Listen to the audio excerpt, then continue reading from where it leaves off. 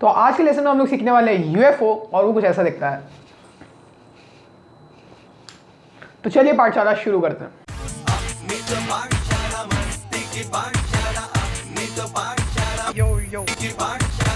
सो UFO एक classic trick है और एक बहुत ही इंपॉर्टेंट ट्रिक भी है आपके स्ट्रिंग टेंशन के बारे में। जब मैंने आपको पिछले लेसन में स्ट्रिंग टेंशन के बारे में बताया था तो मैंने आपको बताया था कि मैं आपको एक ऐसी ट्रिक बताने वाला हूं जिससे आप अपने ट्रिक करके स्ट्रिंग टेंशन को सही कर सकते हैं। तो यूएफओ ये वही वाली ट्रिक है। यूएफओ करने के लिए आपको एक नए टाइप का थ्रो एंगल इस्तेमाल करना होता है जो कि एक हॉरिजॉन्टल थ्रो होता है। हॉरिजॉन्टल थ्रो में आपका अपने योयो को ऐसे ना थ्रो करके आपको अपने योयो को हॉरिजॉन्टली मतलब कुछ इस तरीके से थ्रो करना है, इस तरीके से जो आपका योयो हॉरिजॉन्टल हो और आपने रिस्ट को घुमा के ऐसे थ्रो किया। उसके आपने योयो की स्ट्रिंग जो है आप इंश्योर करेंगे कि वो यहाँ से आ रही है, अंदर से नहीं आ रही है, तो ऐसे कुछ इस तरीके से आ रही है, मतलब बाहर से आ रही है, आप ये इंश्योर करना। उसके बाद आपको अपने योयो को थ्रो करना है हॉरिजॉन्टली। अब ध्यान रखना कि आगे कोई ज़्यादा सामान तो नहीं है। थ्रो करते टाइम आपने अपने ये इंडेक्स फिंगर पे ध्यान देना है और अपने इंडेक्स फिंगर से होते हुए ये थ्रो करना है कुछ इस तरीके से। उसके बाद आप देखेंगे कि ये यूएफओ बन जाएगा।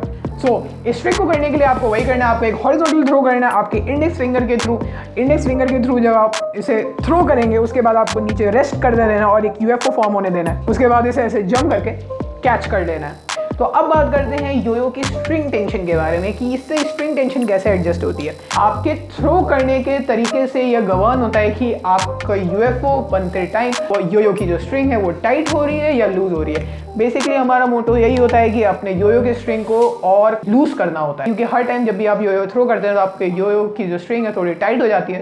तो हमारा मोटो यही होगा कि हमारी स्ट्रिंग जो है वो थोड़ी लूज हो जाए। लेकिन आपको ये भी ध्यान रखना है कि स्ट्रिंग टेंशन है वो बहुत जल्दी लूज होगा, तो आपको बहुत ज़्यादा भी लूज नहीं कर देना है, नहीं तो ये पूरी स्ट्रिंग खुलने लग जाएंगी। सबसे पहले जो मैंने आपको तरीका बताया था नॉर्मली यूएफओ करने का, उसके योयो की जो स्ट्रिंग वो कुछ बाहर से आ रही है, उसने आपने ग्रिप किया और कुछ इस तरीके से थ्रो किया, इस तरीके से थ्रो किया, मतलब सामने की तरफ ऐसे थ्रो किया। लेकिन उसको आपको ढीला करना होता है तो आपको अपनी ग्रिप बदलनी होगी। आपको अपनी ग्रिप ऐसे ना रख के ऐसी करनी होगी, स्लैंटली थ्रो करना है, ना कि ऐसे ना करके।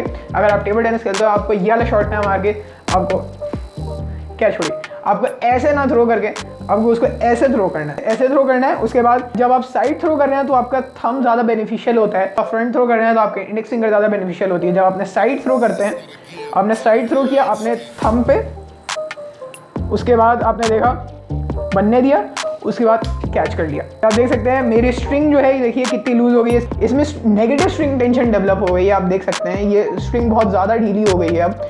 इसीलिए ये वाली ट्रिक जो है ज़्यादातर लोग इस्तेमाल नहीं करते रिस्पॉन्सिव योयो में, अगर आप एक्सपीरियंस नहीं है, क्योंकि इसमें बहुत जल्दी स्ट्रिंग टाइट या बहुत जल्दी स्ट्रिंग लूज हो जाती है यूएफओ करते टाइम। तो यहाँ इस बात का आपको ध्यान रखना है। सो नॉर्मली आप यूएफओ कैसे करेंगे, आप दोनों तरीके से कर सकते हैं। आप यानी तो फ्रंट थ्रो करके उसे इंडेक्स फिंगर पर डालें, इससे देखिए स्ट्रिंग टाइट हो रही है, जंप करके उसे कैच कर लें। कैच करते टाइम आपका योयो आपके हाथ में ही अपने आप ही आ जाएगा। उसमें आपको बस अपने योयो को ऐसे बाउंस करा देना है और उसके बाद फिर कैच कर देना है। थोड़ी सी प्रैक्टिस के बाद आप अपने योयो को बहुत आराम से कैच कर सकते हो, उसमें ज़्यादा दिक्कत नहीं होगी, थोड़ी लेकिन प्रैक्टिस आपको लगेगी।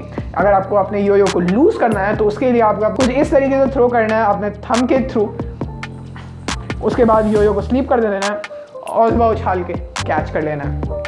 एक बात मैं आपको और बताना चाहूँगा कि जब योयो की स्ट्रिंग टाइट होती है तो रिस्पॉन्स थोड़ा बेटर हो जाता है। इसका मतलब ये नहीं कि योयो की स्ट्रिंग बहुत ज़्यादा टाइट हो गई तो बहुत बेटर हो गया। तो मतलब ये होता है कि अगर आपकी योयो की जो स्ट्रिंग है वो नॉर्मल से थोड़ी सी ज़्यादा टाइट है तो उसका रिस्पॉन्स थोड़ा बेटर हो जाता है, और अगर आपकी योयो की स्ट्रिंग नॉर्मल से थोड़ी ज़्यादा लूज है रिस्पॉन्स थोड़ा कम भी हो जाता है। इसीलिए जब आप देखेंगे कि जब साइड थ्रो करते हैं और उसमें आपने बहुत देर तक यूएफओ बनने दिया, उसके बाद जब ऊपर बुलाया तो वो प्रॉपर्ली ऊपर आता नहीं है।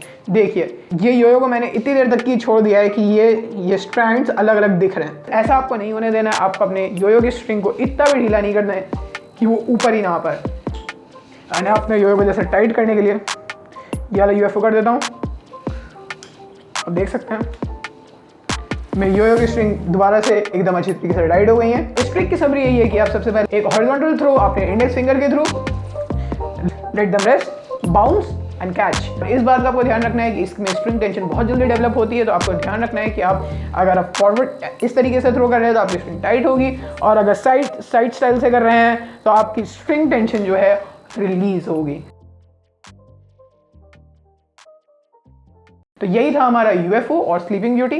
अगर आपको वीडियो में मज़ा आया हो तो एक लाइक कर देना, अपने दोस्तों के साथ शेयर कर देना, कमेंट्स में बता देना कि हाँ भाई मैंने सीख ली है या फिर नहीं सीखी है, कुछ भी बता देना। और गुरु दक्षिणा नाम पे नीचे रेड कलर का सब्सक्राइब का बटन होगा, वो दबा देना। यहाँ पर मेरी सोशल मीडिया की लिंक्स है, होमवर्क के तौर पर आप वो ट्रिक्स सोशल मीडिया पर अपलोड करके मुझे टैग कर सकते हैं। मैं मिलूंगा आपसे पाठशाला के नेक्स्ट लेसन में, तब तक के लिए नमस्कार।